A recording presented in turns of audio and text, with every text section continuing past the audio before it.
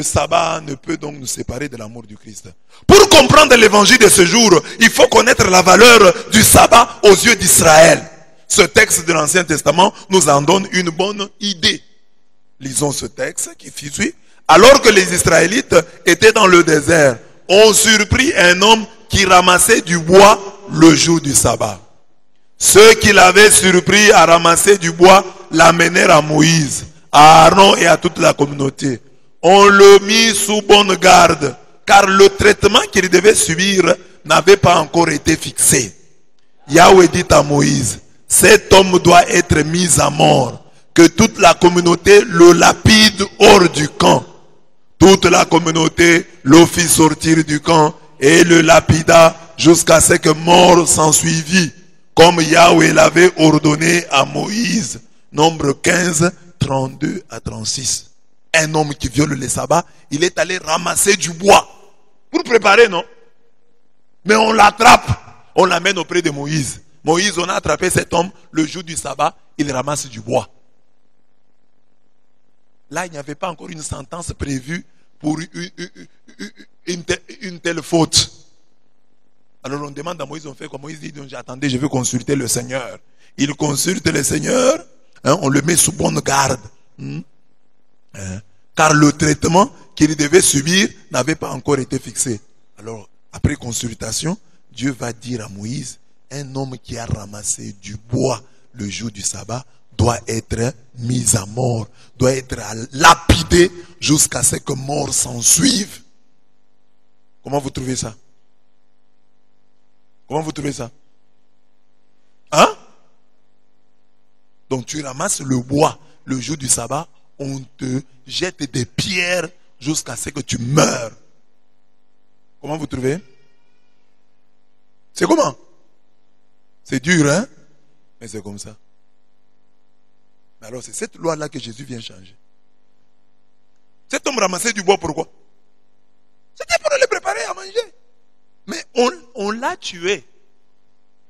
On l'a tué.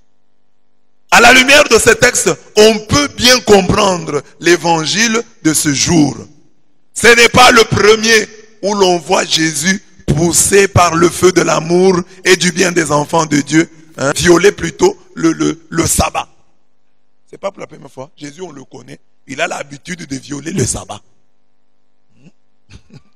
C'est tellement ancré, récurrent dans ses attitudes, dans ses habitudes, que ses détracteurs ont pu dire de lui, cet homme ne vient pas de Dieu car il n'observe pas le sabbat. Les gens ont même dit, Jésus ne vient pas de Dieu car il n'observe pas le sabbat. C'est un thème important qui peut nous aider à comprendre la polémique actuelle sur les homosexuels et l'homosexualité. Jésus dans son milieu est apparu comme un violeur du sabbat. Comme un violeur du sabbat. Chez les Juifs, vous voyez, il y a une victime du sabbat, tuée pour avoir ramassé du bois le jour du sabbat. Mais Jésus, quand il vient, lui, il est libre. Le jour du sabbat, il fait des miracles. Pas de Dieu, car il n'observe pas le sabbat. Jean 9, 16. Cette critique n'a jamais arrêté Jésus dans son désir de nous sauver. Même si les gens disent, oh, Jésus ne respecte pas le sabbat. Cette critique ne l'a jamais arrêté. Il a continué à sauver les gens. Même, donc Jésus était critiqué aussi dans son milieu. Pour une option qu'il avait élevée. Le jour du sabbat, moi je vais faire le bien. Alors les gens vont parler. Qu'ils parlent. De toutes les façons, ils parleront toujours. Cet homme ne vient pas de Dieu car il n'observe pas le sabbat. On a dit ça de Jésus. On ne t'étonne pas qu'on dise du pape, qu'on le dise de toi. C'est normal. Jésus, on a dit ça de lui qu'il ne respectait pas le sabbat. Or, c'était lui le maître du sabbat. Mais cette critique ne l'a jamais arrêté. Et guérissant les malades le jour du sabbat, en guérissant les malades le jour du sabbat, Jésus s'exposait constamment à la lapidation. C'est ainsi que vous voyez que chaque fois qu'il fait ça, les gens se concertent pour le tuer. Il mettait chaque fois sa vie en danger. Parce que nous pensons que non, il faisait ça comme ça. Non, il méritait la mort. Normalement, les gens devaient le lapider. Comme on a lapidé cet homme en nombre 25 pour avoir violé le sabbat. Donc, Jésus n'a pas attendu de mourir pour toi sur la croix, mais Jésus, chaque jour, en guérissant les hommes, le jour du sabbat, il prenait des risques. C'est comme s'il mourait pour toi, il mourait pour nous. Parce que c'est lui qui a ramassé le bois, a été tué. Jésus aussi, qui fait des miracles le jour du sabbat, pouvait être tué pour cela. Amen. Il a pris les risques car il t'aime. Rien ne peut te séparer de son amour. C'est un amour qui prend des risques pour toi. Jésus a risqué sa vie pour toi en faisant des miracles le jour du sabbat. Amen. Arrêtons-nous à 4 cas de guérison le jour du sabbat. Premier cas, le paralytique de Bethesda. À ce paralytique de Bethesda, qui avait souffert pendant 38 ans, Jésus dit, lève-toi, prends ton lit et marche. Aussitôt cet homme fut guéri. Il prit son lit et marcha. C'était un jour de sabbat. Les Juifs dirent donc à celui qui avait été guéri, c'est le sabbat. Il n'était pas permis d'emporter ton lit. Il leur dit, celui qui m'a guéri m'a dit, prends ton lit et marche. Prends ton lit et marche. Jean 5, 8 à 11. Le jour du sabbat, toi tu prends ton lit, donc tu travailles. Lui dit non, c'est pas moi, c'est lui qui m'a guéri. Vais-je vous obéir à vous ou obéir à celui qui m'a guéri? Amen. C'est pourquoi je vous dis toujours que avant d'être immaculés, soyons d'abord des miraculés. Quand vous avez dans une église des hommes pour qui Jésus a fait quelque chose, qui ont pris conscience de ce que Jésus a fait pour eux, sont des chrétiens tout à fait différents. Mais quand vous avez dans l'église des porcs qui vont piétiner sur les choses sacrées, ils vont marcher sur le sacré, ils ne connaissent pas la valeur des biens spirituels. Ils ne connaissent pas la valeur de la parole de Dieu qui leur est prêchée, la parole des sacrements qui leur sont donnés, qui leur sont proposés. Mais regardez ici. Cet homme, puisque guéri, il connaît la valeur de la parole du Christ. Il dit, papa, maintenant, dites-moi, dans ce cas, je vous obéis à vous ou à lui? Moi, 38 ans durant, je suis resté ici, à la piscine de Bethesda, souffrant. Vous ne m'avez pas aidé. Votre loi ne m'a pas aidé. Cet homme arrive, me dit, le jour même du sabbat là, il me dit 7 mots pour symboliser votre sabbat. Il dit 7 mots pour me guérir. Lève-toi, prends ton lit et marche. 7 mots pour guérir quelqu'un le jour du sabbat. Lève-toi, prends ton lit et marche. Et je marche. Moi qui, durant 38 ans, j'ai été abandonné par ma famille. Mes amis m'ont abandonné. Mais je rencontre cet homme le jour du sabbat où vous vous dites qu'il ne faut pas travailler. Cet homme par amour pour moi, le sabbat ne devient pas, il triomphe de cet obstacle. Parce que il est venu le jour du sabbat. Le sabbat pouvait constituer un obstacle pour dire non, tu es venu un mauvais jour ou je t'ai rencontré un mauvais jour, je vais te bénir. Si c'était le lundi, si c'était un autre jour de la semaine, je ferai quelque chose pour toi. Mais regarde, malheureusement, c'est le sabbat. Jésus ne regarde pas le sabbat. Son amour est tellement fort, son amour est tellement puissant que même le jour du sabbat, il te guérit. L'amour de Dieu viole le sabbat pour toi. Amen. L'aveugle de naissance. Jésus a guéri l'aveugle de naissance le jour du sabbat.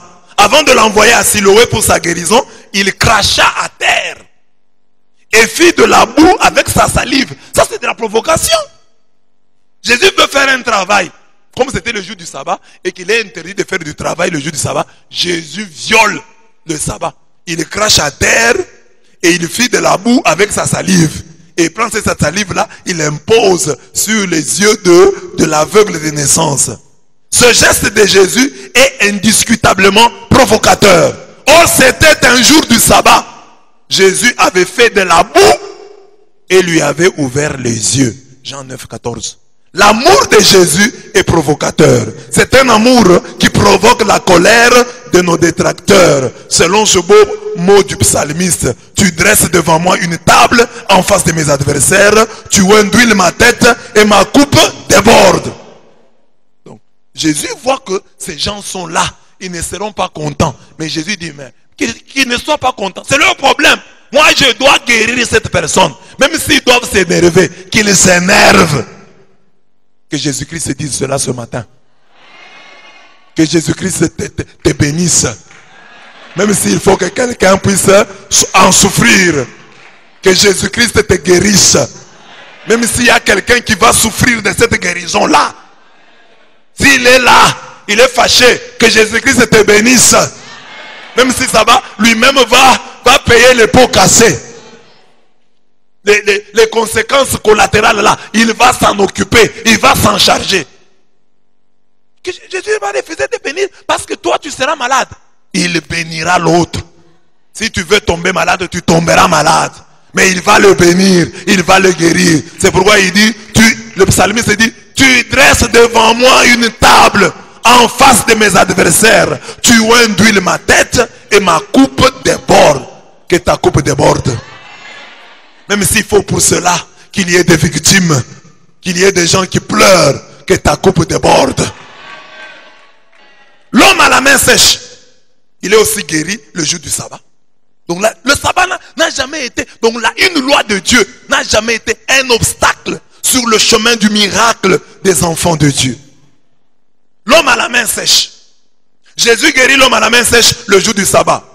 Le contexte de cette guérison est polémique. En effet, les pharisiens, voyant les disciples de Jésus arracher des épis pour les manger, lui firent le reproche. Voici tes disciples font ce qu'il n'est pas permis de faire pendant le sabbat. Matthieu 12, 2. Et Jésus leur donna deux exemples de viol de la loi du sabbat. David et les prêtres. Qu'est-ce qu'il dit? Il dit, David, lorsqu'il eut faim, lui et ceux qui étaient avec lui, entra dans la maison de Dieu et mangea les pains de proposition qu'il ne lui était pas permis de manger. Non plus qu'à ceux qui étaient avec lui et qui étaient réservés aux sacrificateurs seuls. Matthieu 12, 3 à 4. Donc, on dit, David, un jour, il a eu faim. Il allait en guerre avec ses soldats. Il était là, pourchassé par un Saül qui fouillait. Mais quand il arrive, il trouve le prêtre. Il lui demande, il dit, est-ce que vous pouvez nous donner du pain? Le prêtre nous dit, non, ici nous n'avons que le pain des prêtres. Les pains réservés pour la célébration. Mais nous avons faim, nous allons mourir. On a pris ce pain-là, réservé aux prêtres, on a donné à David. Pour dire, la loi de Dieu est là pour le bien-être des hommes. Ce n'est pas une loi, la loi pour la loi, le principe pour le principe. Ce n'est pas pour faire souffrir les gens. C'est plutôt pour leur apporter la joie et la paix. Amen. Et il ajoute, il dit, mais les prêtres, les jours du sabbat, les sacrificateurs violent le sabbat dans le temple sans se rendre coupables. On dit que le jour du sabbat, vous n'allez pas travailler. Mais le prêtre, chaque sabbat, il travaille. C'est-à-dire, il viole le sabbat pour travailler au temple. Parce que le temple est important. Il dira par la suite que cet homme est plus important que le temple. Si tu violes le sabbat pour le temple, tu peux aussi violer le sabbat pour sauver ton frère. Amen. Dis à ton voisin, tu es plus important que le temple. Car tu es le temple du Saint-Esprit. Amen. Temple, bonjour. Temple, alléluia. Que personne ne se joue de vous. Vous êtes plus que le temple. Alors si les prêtres prêtre viole le sabbat dans le temple, ça signifie que on peut aussi violer les sabbats pour vous sauver. Oh, je ne peux pas transporter quelqu'un sur ma moto. Dis, si la vie de quelqu'un transporte cette personne sur ta moto. Même si les gens vont interpréter, oh, les gens s'ils me voient avec elle sur la moto. Aujourd'hui, ça a disparu un peu parce que les motos sont devenues monnaie courante. Mais à l'époque, c'était un problème. Mais vous voyez, les choses changent. Hein? À l'époque, c'était un problème. Même transporter une religieuse sur la moto. Mais aujourd'hui, c'est devenu normal. À cause de la crise, nous avons normalisé. Mais dans le temps, c'était un scandale. Un prêtre qui prend quelqu'un en moto. Mais c'est passé aujourd'hui. La loi est là. Mais la loi est faite pour le bien des hommes. Le sabbat a été fait pour l'homme et non l'homme pour le sabbat. Amen. La loi disait, ce pain ne peut être mangé que par les prêtres. Mais il y a David qui a faim et ses soldats ils peuvent mourir. Qu'il mange. Ça c'est notre Dieu. Même s'il y a des lois, il y a toujours des exceptions. Dieu dit, j'ai dit ça, mais dans ce cas, non, sauvez d'abord la personne. J'ai dit ça, mais dans ce cas, Saint Vincent de Paul disait qu'il était disposé à faire la charité même avec les vases liturgiques. Il était capable, quand un pauvre vient et qui n'a pas d'argent, de prendre les vases liturgiques, de les vendre pour aider les pauvres. Amen. Nous sommes à la chapelle et quelqu'un est là, grelottant de froid. Il n'y a que des chasubles. Hein? Quelqu'un va mourir de froid. Tu regardes comme ça la sacristie, tu vois seulement nappe d'autel, chasuble, etc. Tu fais quoi? Tu prends la chasuble, tu le couvres. Tu le couvres avec la chasuble. Hein? Tu le couvres. C'est ça.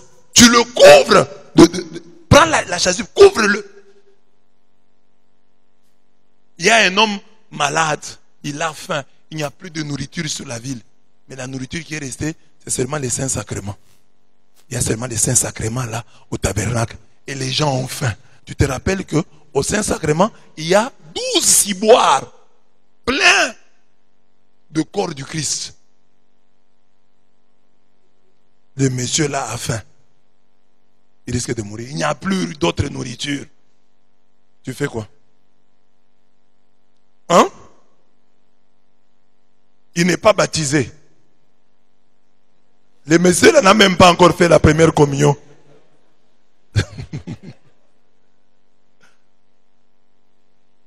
Maman Chantal, on fait quoi? Il n'a même pas encore reçu la première communion. Mais il va mourir s'il ne mange pas la seule nourriture qui nous reste, le corps du Christ. On lui donne le corps du Christ. On lui donne le corps du Christ. On va dire non, il va, non, papa, il faut d'abord qu'on te baptise. Le temps de le baptiser là, il meurt. Donnez-lui le corps du Christ. Ça sonne faux, mais c'est comme ça. La loi suprême, c'est la loi de l'amour. Sauf s'il y a d'autres possibilités. S'il y a la possibilité de payer là-bas, oui. Mais s'il n'y en a pas, il n'y a que ça comme nourriture. Donnez-lui le corps du Christ. Qu'il mange. Amen. Il y a même des chrétiens qui peuvent aller loin. Il n'y a pas d'eau. Vous êtes allé, vous allez quelque part là, il n'y a pas d'eau. Et vous avez seulement de l'eau bénite. Et il y a un féticheur qui est là, qui vous demande de l'eau. Papa, je peux avoir de l'eau. Non, toi tu es féticheur, moi j'ai de l'eau bénite. Mais donne-lui justement l'eau bénite. Comme ça, l'eau bénite là-bas même détruire ses fétiches. Non. Ça c'est notre eau. C'est l'eau chrétienne. C'est notre eau. Une eau chrétienne réservée aux chrétiens. Donne à ces féticheurs-là. Il a besoin de donne-lui même l'eau bénite. Amen. Tu as un habit marial. Et il y a un monsieur là qui n'a pas d'habit. Mais il est branhamiste. Tu as l'habit marial. C'est tout ce qui te reste. Tout ce que tu peux lui donner. Tu lui donnes ou tu ne lui donnes pas. Lui il est branhamiste. Tu lui donnes ou tu ne lui donnes pas. Donne-lui. Amen. À la fin, la conclusion du Seigneur est fort belle. Or, je vous le dis, il y a ici quelque chose de plus grand que le temple. Si vous saviez ce que signifie « Je prends plaisir à la miséricorde et non au sacrifice », vous n'auriez pas condamné des innocents. Car le Fils de l'homme est maître du sabbat. Matthieu 12, 6 à 8. Le Fils de l'homme est maître du sabbat. Dieu, ce qu'il veut, c'est la miséricorde et non les sacrifices. Dieu veut d'abord que tu sois miséricordieux, que tu sois compatissant avant de jeûner pendant 30 jours, avant de chasser toutes sortes de démons. Ce que Dieu attend de toi, c'est la miséricorde. C'est la miséricorde que je veux, dit le Seigneur, et non le sacrifice. Avant de jeûner 30 jours et 30 nuits, 50 jours et 50 nuits, avant de faire des prières agressives, avant d'aller à la montagne et d'y passer une semaine, avant de faire tomber tous les démons de l'enfer, Dieu attend de toi que tu aies d'abord un cœur miséricordieux. Dis à ton voisin, le Seigneur dit, c'est la miséricorde que je veux et non les sacrifices. Sacrifice c'est quoi? Le jeûne ou la prière. Nous étions à la prière du matin au soir. Nous avons jeûné pendant 40 jours. C'est bien. Mais entre les deux, Dieu préfère la miséricorde. Et Saint Jacques dira, la miséricorde se moque du jugement. Si tu es miséricordieux, le jour du jugement, tu triompheras. Dieu dira, toi tu étais miséricordieux envers les autres, je suis aussi miséricordieux envers toi. Toi tu étais compréhensif envers les autres, je serai aussi compréhensif envers toi. C'est la miséricorde que je veux et non le sacrifice. C'est juste après ce débat que Jésus entra dans la synagogue. Et voici, il se trouvait un homme qui avait la main sèche. Il demandait à Jésus, est-il permis de faire une guérison les jours du sabbat? Là, c'est eux qui demandent. C'était afin de pouvoir l'accuser. Il leur répondit, lequel d'entre vous, s'il n'a qu'une brebis et qu'elle tombe dans une fosse les jours du sabbat, ne la saisira pour l'en retirer? Combien un homme ne vaut-il pas plus qu'une brebis? Tu as du prix aux yeux de Dieu. Et la question est belle. Hein? Il dit, lequel d'entre vous, s'il n'a qu'une brebis, aux yeux de Dieu, tu es l'unique, le premier et le dernier de ta série. Dieu ne te voit que toi. Donc pour Dieu, tu es unique. Tu es l'unique Laurent. Tu es l'unique Roméo. L'unique Frédéric. Pour chacun de nous est une pièce unique. Tu es unique. Donc, Dieu, c'est comme quand tu es dans la maison, tu n'as qu'une chose. Comment tu la conserves, comment tu la gardes jalousement. C'est comme ça que Dieu aussi te garde jalousement. Tu es unique. Unique brebis, bonjour. Unique brebis, bonjour. Tu es l'unique brebis du Seigneur.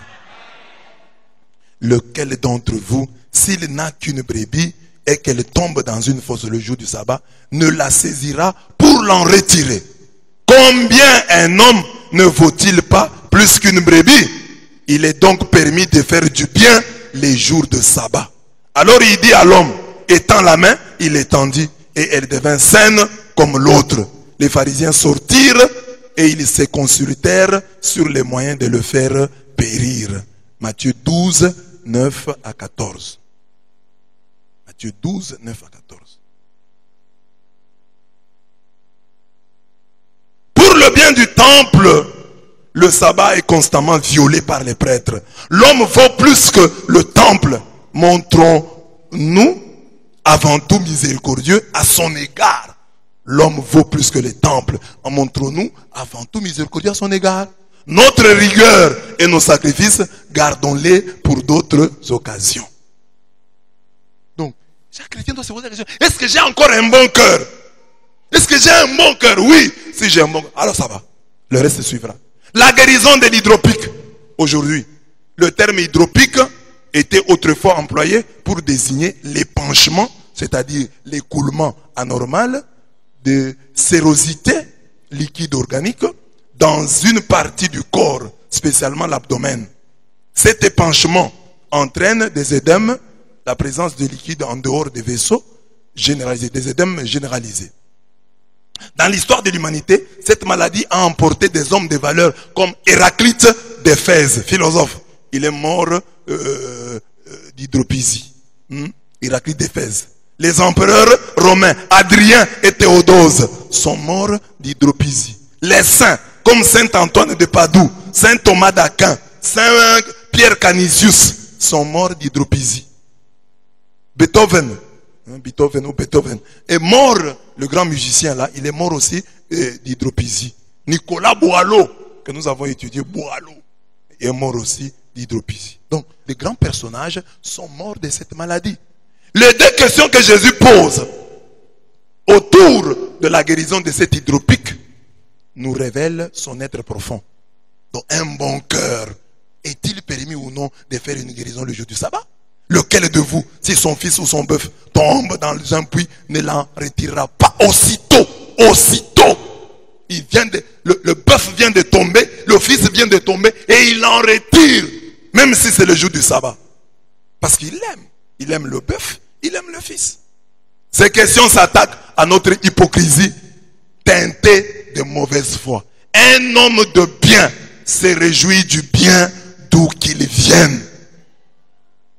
Et quel que soit le moment où il arrive, un homme de bien doute du mal d'où qu'il vient. Quand il y a le mal, il dit non, peut-être il n'a pas fait ça dans un mauvais sens. Peut-être il va faire des recherches. Pourquoi il a dit ça? C'est ce que nous faisons avec les gens que nous aimons. Vous avez vu ici au Congo, les discours du vendredi passé. Le président a promis un discours, qu'il va faire un discours. On a suspendu le conseil des ministres. Les gens s'attendaient à ce qu'il va dire. Par exemple, j'ai dissous le Parlement. Je vais nommer un informateur. Le gouvernement est démissionnaire. Le président est venu, dans peu de minutes, il a dit autre chose. Bon, il a quand même annoncé des changements, qu'il y aura une union sacrée, etc., etc. Les gens de l'autre camp, ceux qui s'opposent au président, ont dit, il n'a rien dit. Mais les gens du camp du président, ils disent, il a dit un discours de 6 minutes, mais plein. Ouais, quand vous aimez quelqu'un, vous verrez toujours le bien. Quand vous haïssez quelqu'un, vous verrez toujours le mal. Or, le chrétien est appelé à aimer. Et si tu aimes, tu chercheras toujours le bien. Tu chercheras toujours le bien. Mais quand tu n'aimes pas, tu chercheras toujours la petite bête. Amen. Dis à ton voisin, est-ce que tu m'aimes? Est-ce que tu vois le bien en moi? Est-ce que tu vois le bien en moi? Si tu ne m'aimes pas, tu ne verras pas le bien. Même s'il est là, manifeste, tu ne le verras pas. Ce que je vais te donner, tu vas trouver que c'est petit. Ah, moi, tu ne me donnes pas ça. À l'autre, là, tu as donné 2. Quand quelqu'un n'aime pas, même quand vous lui donnez, il n'acceptera pas. Il trouvera toujours que ce que vous lui donnez là, ça n'a pas de valeur. Ça n'a pas de valeur. Mais quelqu'un qui vous aime, le peu que vous lui donnez, il en reste touché. Il m'a donné ça. En tout cas, l'amour, c'est quelque chose de fort. Chacun de nous a déjà fait l'expérience de l'amour. Imaginez quelqu'un que vous aimez, regardez comment vous le jugez. Vous le regardez autrement. Tel n'est pas le cas des méchants. Ils sont animés de mauvaise foi et pour cacher leurs sentiments négatifs, ils leur font porter un revêtement spirituel. Ils sont négatifs. Eux, ils ne sont pas contents du succès de Jésus, de la guérison de cet homme. Alors ils commencent à tromper. Oh, la loi du sabbat. Est-ce que vous respectez toute la loi? Vous respectez la loi de Dieu? Aujourd'hui, vous devenez défenseur de la loi. Cette loi que vous ne faites que violer. Ils leur font porter un revêtement spirituel. La preuve de cette mauvaise foi est que lorsque leurs intérêts immédiats sont en jeu, les mêmes défenseurs de la loi divine la violent sans regret ni honte. Ils disent, on doit respecter les sabbats. Mais quand ton fils tombe dans le puits, on viole les sabbats. Quand ton bœuf tombe dans le puits, on viole les sabbats. Mais quand c'est Jésus qui guérit telle personne. Oh, il a violé les sabbats. Il ne respecte pas les sabbats. Qu'est-ce qu'il y a? Mauvaise foi. On le voit pour Jésus, c'est lui qui aime son fils, son âne, son bœuf, violera la sacro-sainte loi du sabbat chaque fois que la vie de ces êtres chers sera en danger. En provoquant ainsi les pharisiens, Jésus vient nous guérir de l'hypocrisie religieuse qui n'est rien d'autre que cette superficialité spirituelle qui nous fait croire que 10 kilos de pierre pèsent plus que 10 kilos de papier hygiénique. C'est ça l'hypocrisie des religieux d'aujourd'hui, qui se disent hommes de foi, qui se disent hommes nés de nouveau. Sont des hypocrites. Ils ont 10 kilos de papier hygiénique et ils critiquent l'autre qui a 10 kilos de pierre. 10 kilos de papier hygiénique, c'est combien de kilos? 10 kilos de pierre, c'est combien de kilos? Non, moi je n'ai que 10 kilos de papier hygiénique. Mais 10 kilos à moi ne pèsent pas. Les 10 kilos de papier hygiénique pèsent autant que les 10 kilos de pierre. Ça signifie quoi? Ça signifie que dans la vie, nous avons des péchés que nous avons catégorisés. Quelqu'un peut être calomniateur. Il calomnie quelqu'un le matin. Il le calomnie à 10h. Il le calomnie à 11h, à 12h, 13h, 14h. Durant la journée, il calomnie la personne là 1000 fois, 100 fois. Il va estimer que lui est saint. Par rapport à l'autre ici, qui a commis par exemple l'adultère. Si l'adultère en lui-même pèse 10 kilos, la calomnie, chaque calomnie peut peser 1 gramme, 2 grammes. Mais quand vous mettez ensemble vos calomnies, vous pouvez vous retrouver avec 10 kilos de calomnie. Amen. Si l'impudicité c'est 10 kilos et tu as aussi 10 kilos de calomnie, calomnie, en grammes, mais ça, à la fin, ça représente 10 kilos. Et Saint Augustin plutôt nous dit, les péchés légers, il ne faut pas les peser, il faut les compter. Comptez vos péchés légers. Vous qui vous dites saint là, vos péchés légers là, vous les comptez. Tu n'es pas peut-être dans l'impudicité, tu n'es pas peut-être homosexuel, mais tu te masturbes combien de fois par jour? Le fait que tu te masturbes devait te rendre humble. Quand tu veux juger les autres, tu dis non, moi aussi, peut-être que je considère moi que la masturbation, donc toi qui dis là, toi le pécheur, tu considères la masturbation comme étant moindre par rapport à l'impudicité. Mais c'est combien de masturbations par jour, par semaine, par mois? Tu n'es pas saint. Tu n'es pas saint. 10 kilos de pierre, 10 kilos de papier hygiénique, c'est 10 kilos. Alors, un chrétien véritable, né de nouveau, voit ça. Il dit, oh, mon frère a commis un péché grave. Ça, c'est vrai.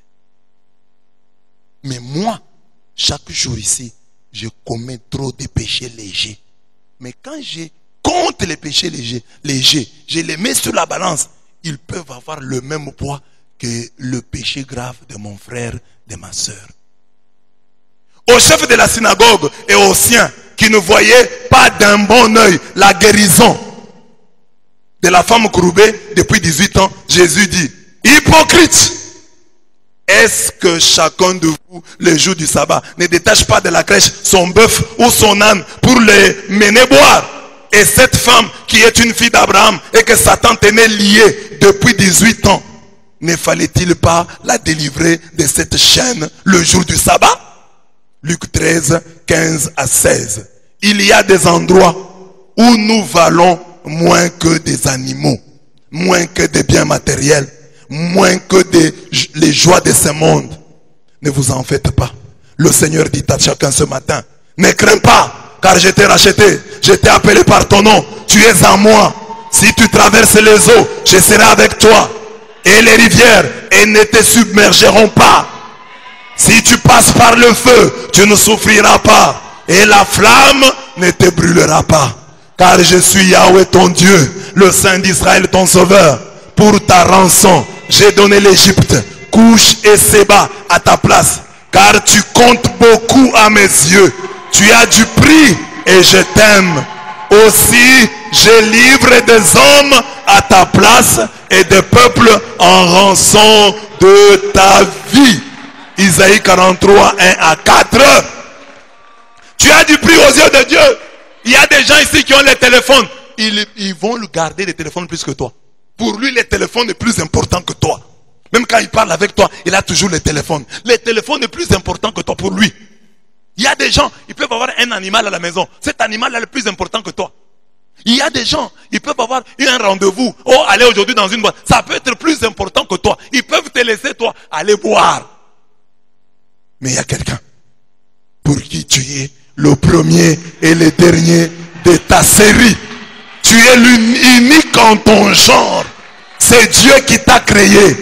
Il n'y a pas de moule pour créer l'homme. Chacun de nous est une pièce unique, une pièce rare, sortie de l'atelier de Dieu, de l'usine de Dieu. Tu es unique, tu as du prix à ses yeux. Et c'est pourquoi pour te sauver, il est prêt à tout. Qui nous séparera de l'amour du Christ? Personne. Qui nous séparera de l'amour du Christ? Rien. Sois convaincu de cela. Tu as du prix aux yeux de Dieu. Est-ce que tu as compris? Comme tu as du prix aux yeux de Dieu, rien ne peut l'arrêter quand il veut te sauver.